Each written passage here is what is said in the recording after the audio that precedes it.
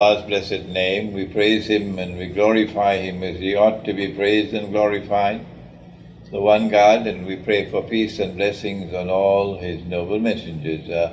I am honored today to respond to these questions posed to me by Egalite and Reconciliación in this interview, which perhaps has been planned for a long time now.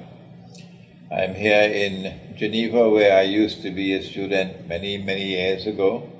I'm happy to be back here in Geneva, and it's just across the border from France, and that's how it's possible for us to have this interview. There are about 18 or 19 questions which have been posed to me, and I'd probably need 1 week to answer them. We don't have a week. So we'll simply try to answer those which can be answered within the 45 minutes that we have at our disposal today. Question 1 is a very interesting question. Many French people agree to the fact that General Charles de Gaulle was the last major figure in the political history of France. According to you, what would he say about the situation in his country today? Well, I do agree that General Charles de Gaulle does occupy that paramount position as the last major political leader in France. What makes him so famous, what makes him a figure whose name will continue to resonate in history, was his insistence on independence and freedom. He wanted his France to be an independent country. He wanted his France to have freedom, to act in a manner which was in interest of France to act. And that he did not want his country to become an appendage or a client of anyone. That is what made him so famous. I think the defining moment in Charles de Gaulle's history as a leader was not his decision to withdraw from Algeria. No. The defining moment in Charles de Gaulle's history as a political thinker and leader came when he stood up in the French National Assembly, perhaps in 1966, if I'm not wrong, and he analyzed the international monetary system and he denounced it as unjust. He was the first major leader to have done such a thing. It took an enormous amount of courage to do what he did. It also required insight, and he had that insight. That insight comes only when there is internal integrity. And so the general must have been a man with some internal integrity to get that insight. It took courage to speak the way he did. And since de Gaulle, we have had boys. We don't have men anymore with the courage to stand up and proclaim the truth in the face of a tyrant. What we have today is a monetary system which has hijacked the world of money. This is violent language that I've used, hijacker. And they have hijacked the world of money with a bogus and fraudulent monetary system, because their master plan is to use the control of this monetary system to be able to control the world, to be able to enslave the world. And de Gaulle, by standing up in the National Assembly of France and denouncing that monetary system, meant that he was on a collision course with those who want to rule the world by hook or by crook. And that's why they had to get rid of him. And they did get rid of him in the referendum, which he lost, and then he retired gracefully until he died. What would he say had he been alive today? It's very plain and clear that he would also be today as eloquent and as courageous as he was at that time in denouncing the monetary system, which is even more bogus, even more fraudulent today than it was in 1966. It was in 1971 that Bretton Woods collapsed. It was in 1974 that the petrodollar monetary system was born. And since 1974, even the sky is not the limit. You can print as many US dollars as you want. You can even dream, if you want, of figures. There is nothing to stop you. There is a limitless number of US dollars that can be created, and that gives to the United States the capacity to exploit the rest of the world to its own advantage, to be able to establish itself and maintain itself as the preeminent power in the whole world. Pax Americana never had a better day than on that day when the petrodollar was born. De Gaulle would have denounced it. De Gaulle would have struggled against it. De Gaulle would have been struggling to try to recover monetary independence for France and monetary justice for France in particular, and of course for the rest of the world. Had he been alive today, they probably would wish he could be sent to Guantanamo. Question number 2. The farmers in France are currently in a situation of economic despair. Europe is on the brink of negotiating a transatlantic treaty with the United States of America without any consultation of the people whatsoever. What is your advice to the people that are concerned about the quality of the food that they eat, about the welfare of those who harvest the land, and about the need to return to a virtuous local economy? Answer. We in Islam have been given from the Quran and from the life of the Prophet Muhammad, Allah's blessings be upon him, the concept of a free and a fair market. It is because of this absolute insistence on a free and a fair market that the Lord God has ordered that the hand of the thief must be cut off. If we were to cut off the hands of thieves today, you would have very few bankers in the world left today, because the banking system is legalized theft. The money lender doesn't only lend money in order to make himself rich at your expense. The money lender also lends money sometimes in order to maintain control over you and to eventually enslave you. Their objective is to establish the absolute dominion over the whole world, the land, the sea, the air. The absolute dominion over the whole of mankind, politically, economically, etc., monetarily, etc.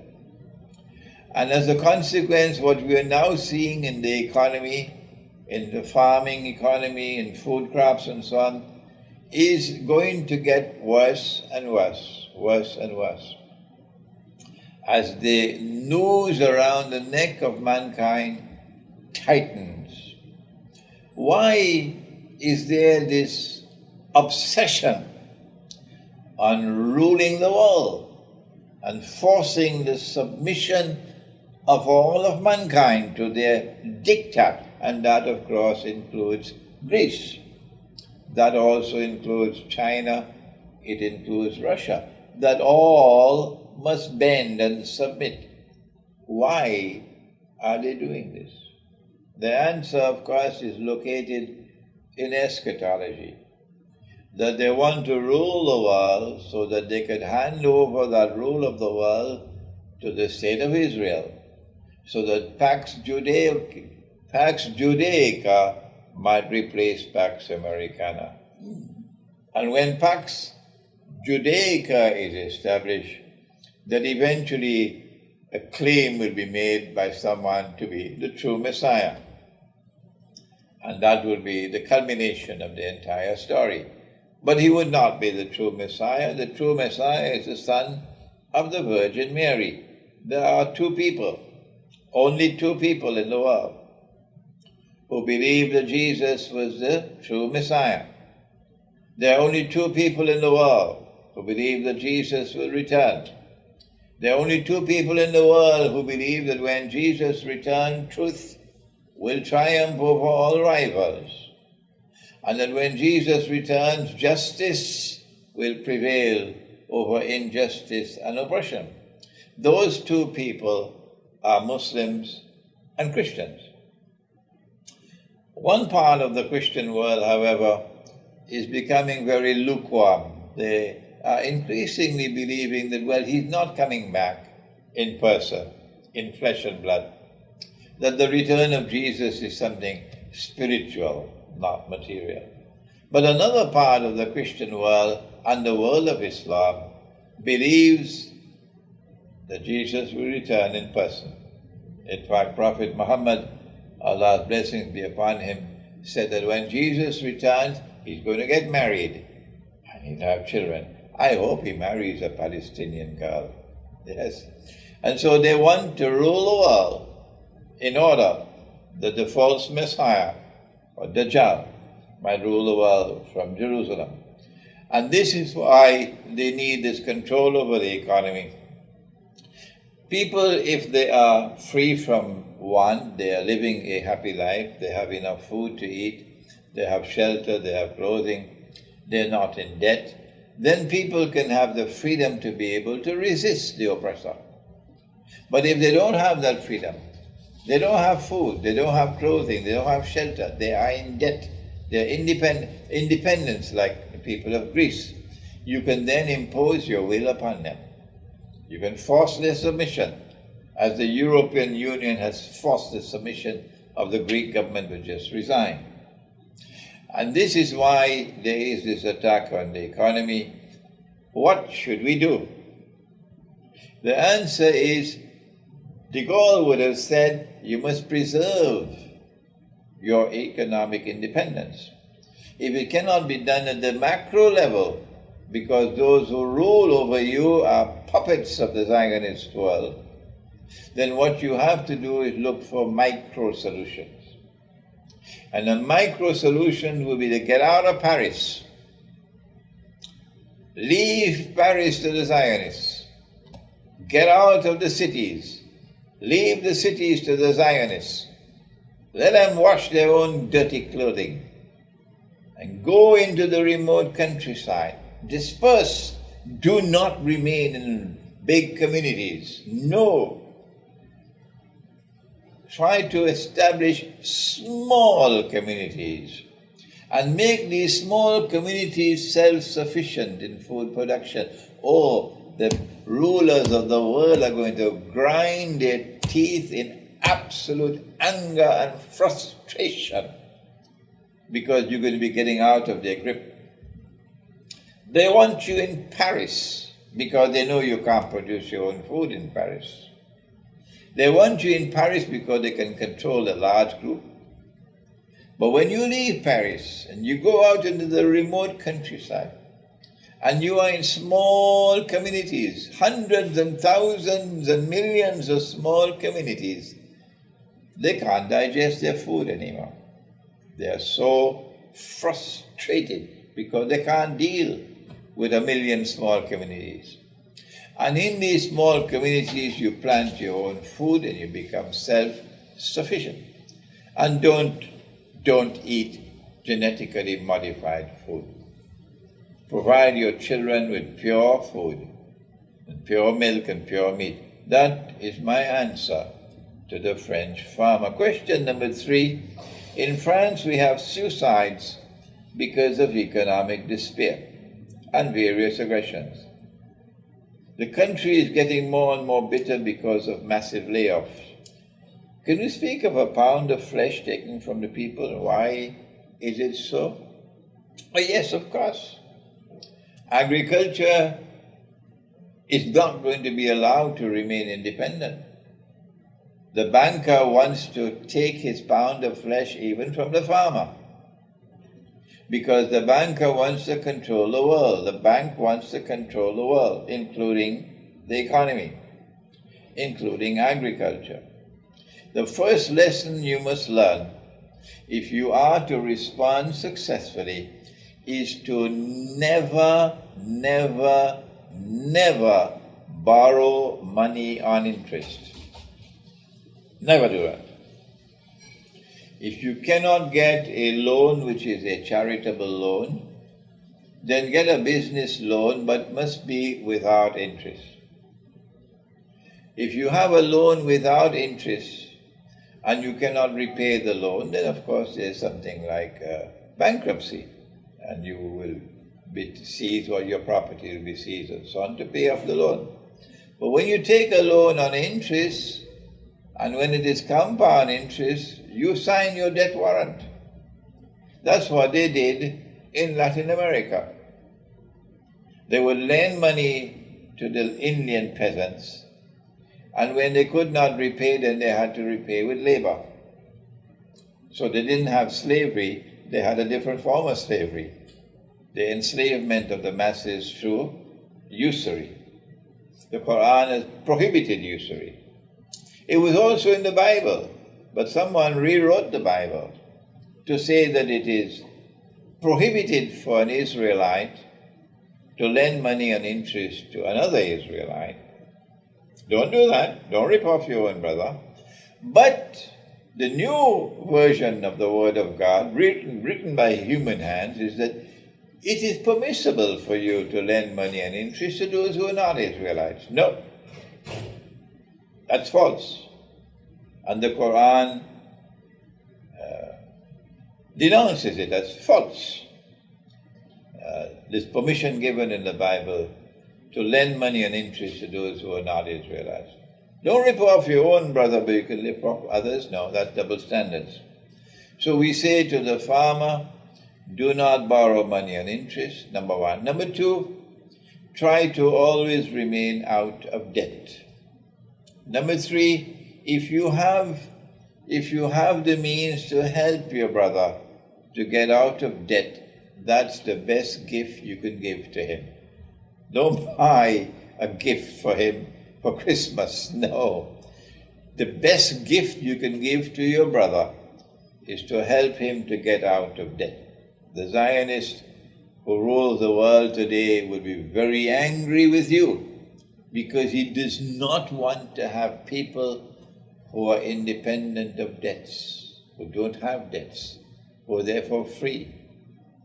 And so my answer is to stay out of debt. And most of all, stay out of usury or riba.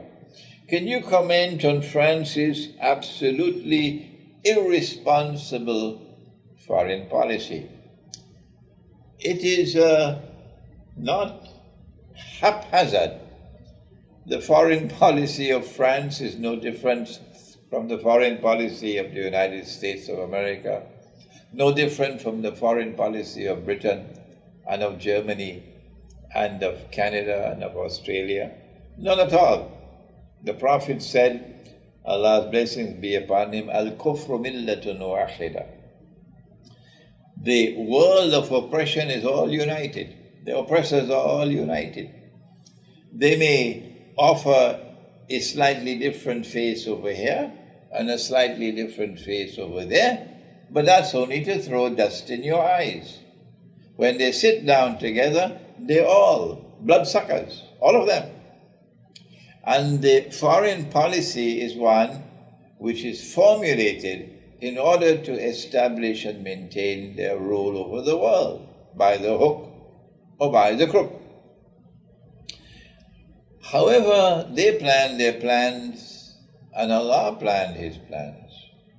And today we have a force in the world which has emerged in the wake of the collapse of communism in the Soviet Union, a Russia which is returning to its spiritual home, to Orthodox Christianity, a Russia which is a nuclear power, and a Russia which is not afraid of the moneylender, not afraid of the oppressor, a Russia which is prepared to stand up and resist oppression, and a Russia which is leading the way in bringing others to join with it, in offering to mankind an alternative to the oppressive monetary system, for example, which we have in the petrodollar monetary system.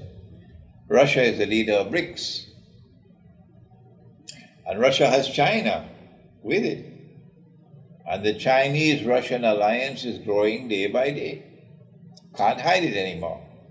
India is a big country, an important country.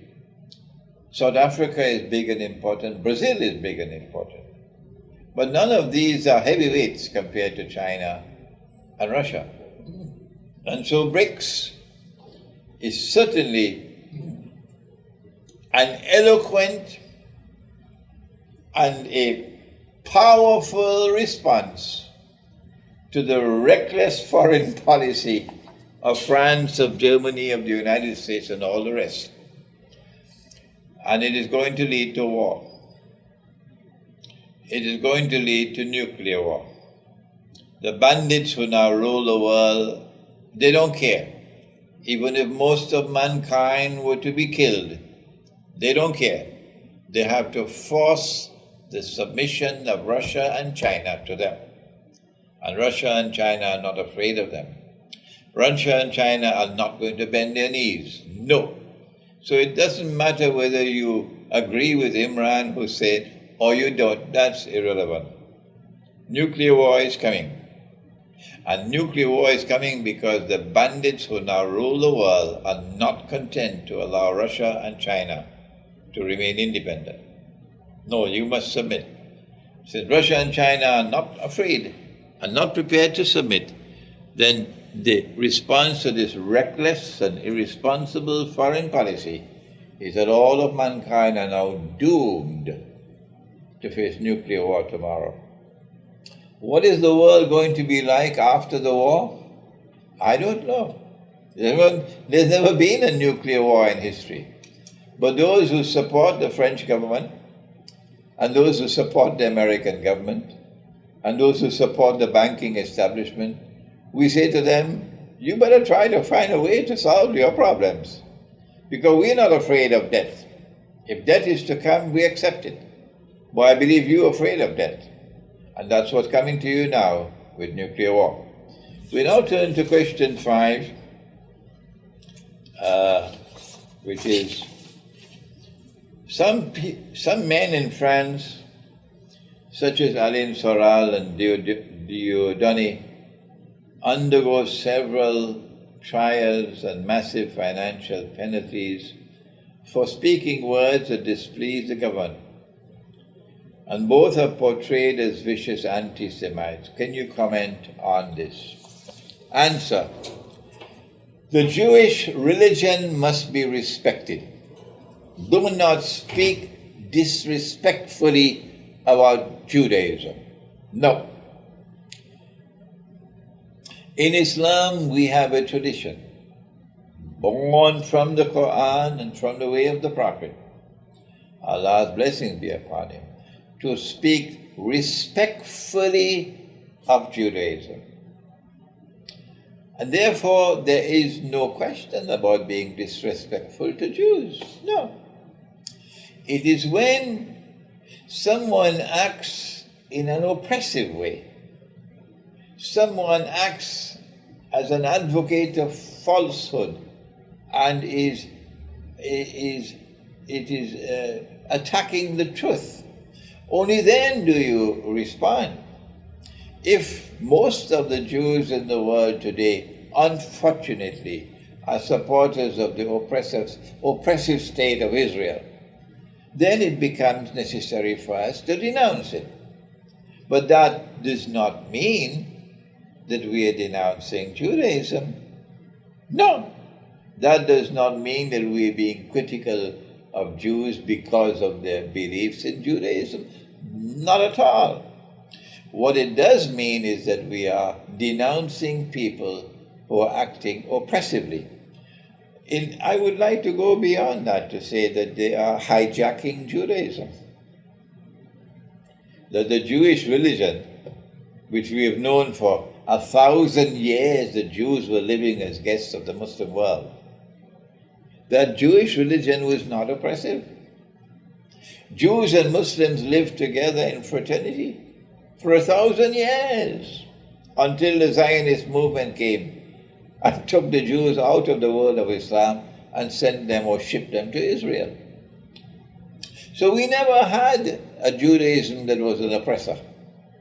We never experienced a Judaism that was bitterly hostile to Islam. We never experienced that for 1,000 years. So what we are saying is that Judaism is today being hijacked, and there are some Jews who will agree with that. If Alain Soral, or if Dieudonné, or other figures in France or in Europe are in any way guilty of speaking disrespectfully about the Judaism or the Jewish religion, then we ask of them to correct your mistakes. But if they have spoken respectfully about Judaism, and if the critical comments are in no way related to the religion and the religious beliefs, except for scholarly disagreements, then what they are doing is denouncing oppression, denouncing injustice and lies. And anyone who does that is standing up for the truth. These are men of integrity. That's what Charles de Gaulle did when he stood up in the French National Assembly. And so these are men who are heroes and who must be honored and respected, who stand up in the face of the oppressor and who denounce oppression. Let us now turn to question number 5. Unemployment and austerity are hitting several European countries since the time of the reinforcement of the European power structures ruling over the states. What can you say on the European construction, its economic policy, and the European Central Bank? The bandits who want to rule the world need to organize mankind into blocks, big blocks. And that would facilitate the effort of ruling the masses. And that's why you had the European Union, the European Community. The one thing in the world they don't want is decentralization. They don't want the world to be returning to small groups all over the world, because it's impossible to rule the world that way. And so the emergence of the European Union forms part of the master plan through which they can rule the world. The process of creating the European Union is one in which political union was not the major goal. The major goal was economic union, and within economic union, the major goal was monetary union. And in monetary union, it was the birth of the euro. The euro was created to enslave Europe. The euro was created so that the banker can enslave the whole of Europe. It is too late now for Greece to understand what Greece should have understood 30 years ago. That the euro was created to enslave Europe, so that the bankers can enslave Europe. And if we are to respond to this economic slavery, the enslavement of the masses, I think it is necessary for us to educate the people as to what is money, what constitutes money, what is money with integrity, and try to explain to them the need to get out of the euro, get out of the monetary system, the petrodollar monetary system, and get out of the government control. And this can only be done through decentralization and withdrawal from the centers of power. The withdrawal to the remote countryside in small communities which are self-sufficient in food production. Number 7, the root of the world economic crisis grows in what we call riba in Islam, or usury. Are we witnessing the ultimate agony of a system which is rotten to the core? Of course. Absolutely correct. A monetary system based on bogus and fraudulent and utterly haram or illegal paper, plastic, and electronic money can only corrupt and destroy a free and a fair market. Our goal must always be to seek to restore and preserve a free and a fair market. If we allow this monetary system to continue, then what happens is that money will be siphoned off from the masses to a predatory blood-sucking elite who will grow richer and richer, and the masses will grow poorer and poorer. This happens particularly when money loses value. I've just come from Malaysia, where the Malaysian ringgit has lost value dramatically over the last 2-3 weeks or more. What happens when money loses value is that prices will rise. It's called inflation. And as prices rise, then the poor are the ones who are going to be hit, most of all. The poor will become poorer until they become destitute. And when the masses become destitute, it leads to violence, when they'll seek to take by force what they need to survive. So violent crimes will escalate. And as violence escalates, the society begins to destabilize and to unravel. This is precisely what the bandits want. They want the world to be a world without peace. They want to be a world of chaos and anarchy, so that would facilitate the effort to rule the world. If you see a system which is rotten to the core, as we have today in the monetary system, the banking system, the economic system, what do?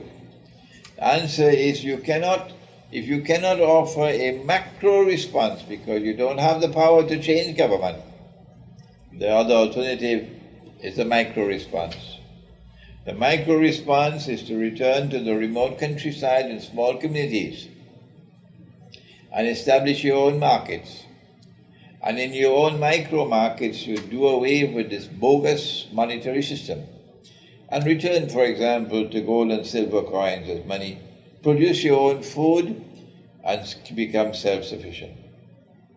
Question number 8. Riba or usury was forbidden to the Jews in the Torah, as it is forbidden in the Gospel and in the Quran.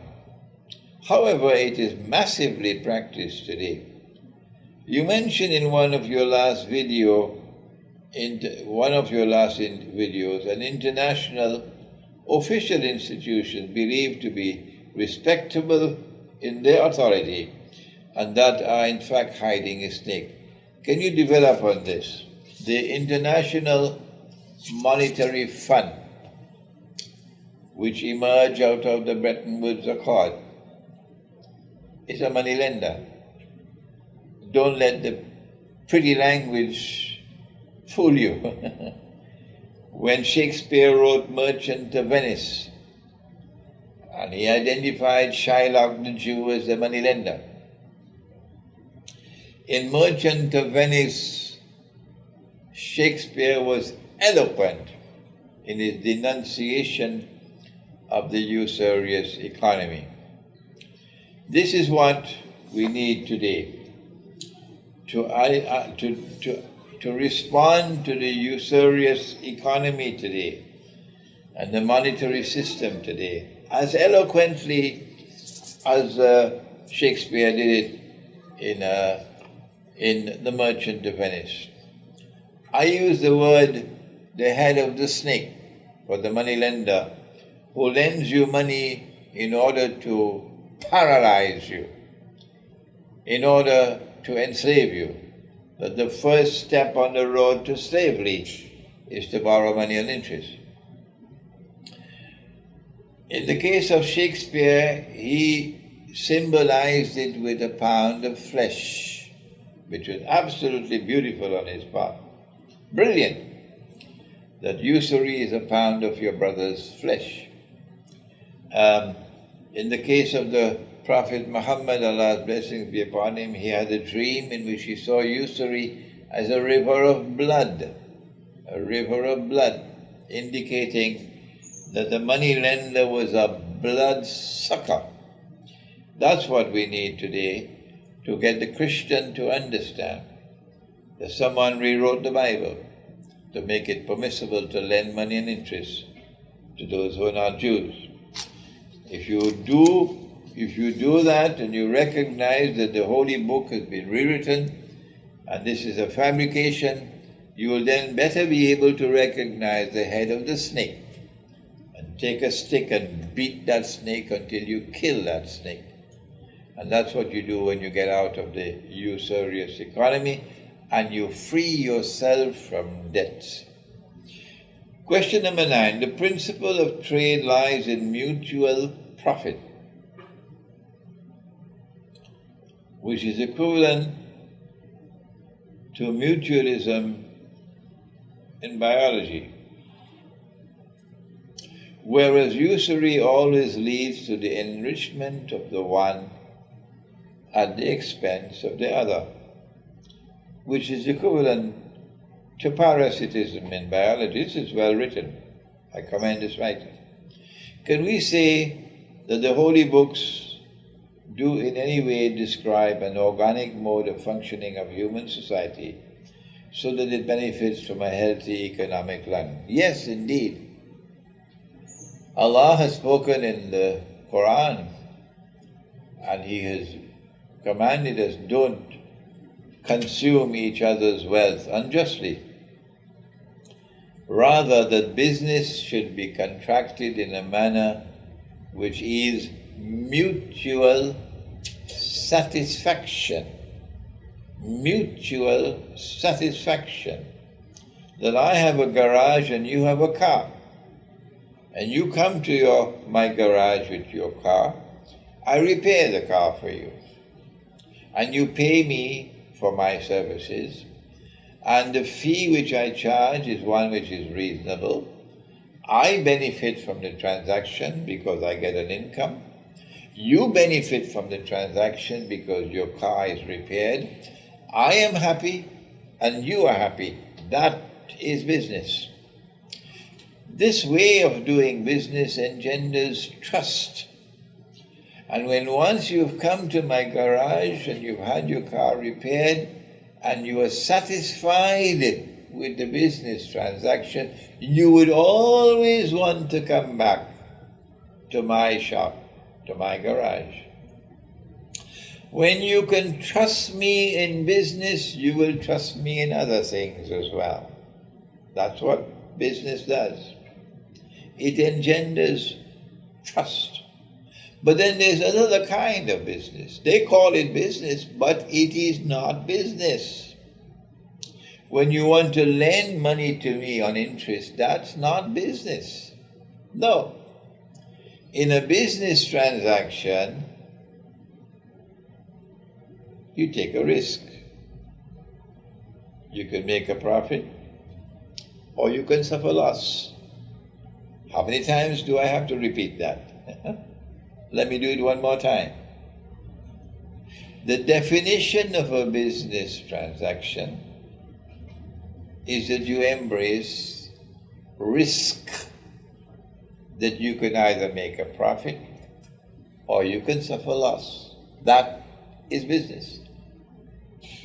The money lender does not want to embrace risk. No. He doesn't want to do this kind of business. He wants a guaranteed profit, and he wants to be immunized from loss. That is not business. And so he lends on interest. And in the process of lending on interest, you no longer have mutual satisfaction. No. When he lends on interest, his gain will be my loss. And you see wealth being siphoned off from the rest of the world to the money lending world. The banks and those who own the banking institutions are growing richer and richer and richer and richer as wealth leaves the rest of the world and comes to them. This is not business. This is not trade. This is going to destroy the economy and destroy human happiness. The Quran is correct when the Quran prohibits money being lent on interest and also prohibits rip-offs. That justice must prevail in the market, and therefore you have to use money which is money with integrity, which is gold and silver coins, and not to take paper and make money, and make money out of thin air. That's false. Number 10, Mr. Putin insisted on the need for European countries to take back their independence. Can we speak of a form of postmodern slavery through that? Most certainly. Debt is being used as a weapon today to enslave mankind. And the manner in which you can try to recover your freedom is to be free from debt. Question number 11. What is the ultimate goal of the moneylender? Answer: he wants to rule the world. He wants to do so on behalf of the State of Israel, so that Pax Judaica might replace Pax Americana. Question number 12. The French Prime Minister, the Greek Prime Minister Tsipras, I don't know if that's the way it's pronounced, he bowed to the moneylenders. What hope is left for Greece? On which alliance can Greece now rely? I believe that what is happening in Greece is what happened in Russia.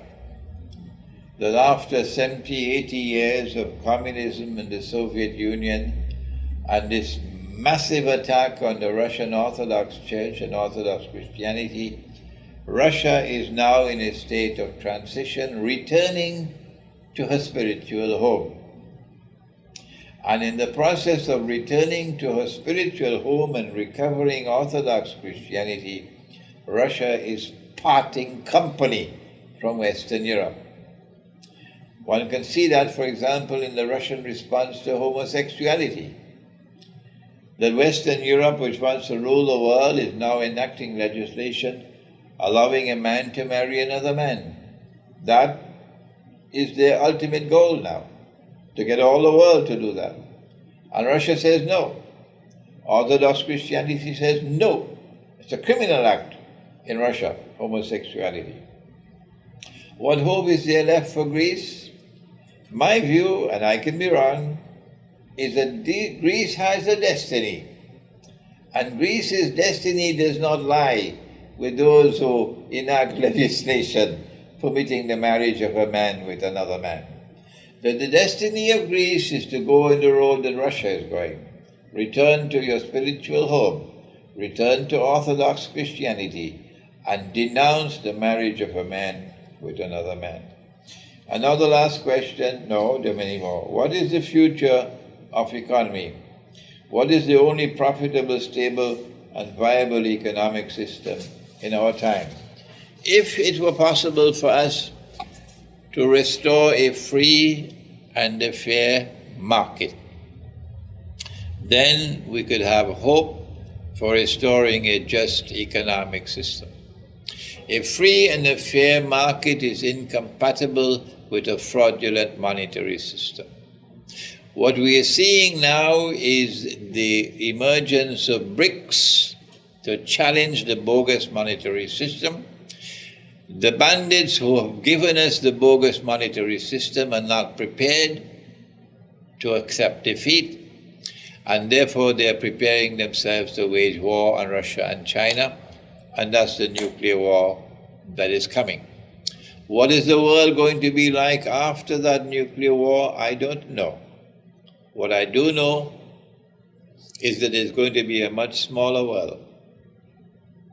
That the two major powers, the Russian-Chinese alliance and NATO, are going to mutually self-destruct, the mutual destruction. And what is left of the world after that would be a world that the Zionists will find much more easy to control. That is the future that I'm seeing. And I want to thank you for this opportunity. Our time is up to offer these comments or the questions posed by Egalite and reconciliation. And I hope that we'll have another time, sometime, to be able to do more than we've done today. Thank you.